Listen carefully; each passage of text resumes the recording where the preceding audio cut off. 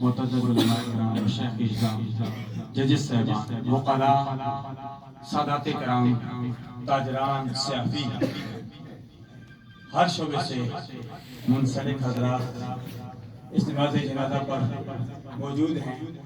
وہ وقت بھی آنے والا ہے کہ میری نماز جنازہ بھی پڑھی جائے گی، علامہ صاحب کی اور علامہ صاحب کی اور بھائی بشارت خان ایڈوکیٹ کی، لیکن وہ مقدر والوں کی نماز جنازہ بھی پڑھی جاتی ہے۔ میں اکثر کہا کرتا ہوں ہر کی نماز جنازہ بھی نہیں پڑھی جاتی، پتہ نہیں چلتا بندہ مرا ہے یا آگے نہیں مرا، بندہ فوت ہوا ہے یا آگے نہیں ہوا۔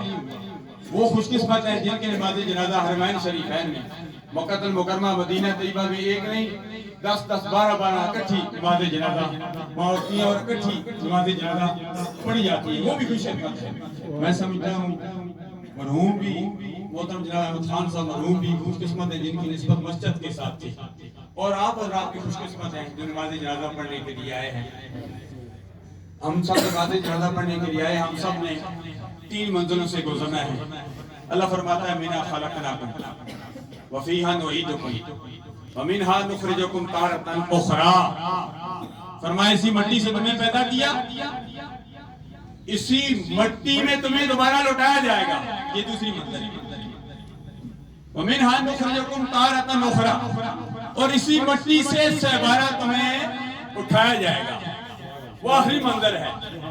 سب سے پہلے سرکار عبد کرات صلی اللہ علیہ وسلم صدیق اکبر عمر فاروق بھی ساتھ ہوں گے اور عیسیٰ روح اللہ بھی ساتھ ہوں گے، اپنے روضہ مبارک سے اٹھیں گے، اس کے بعد ساری دنیا اٹھے گی۔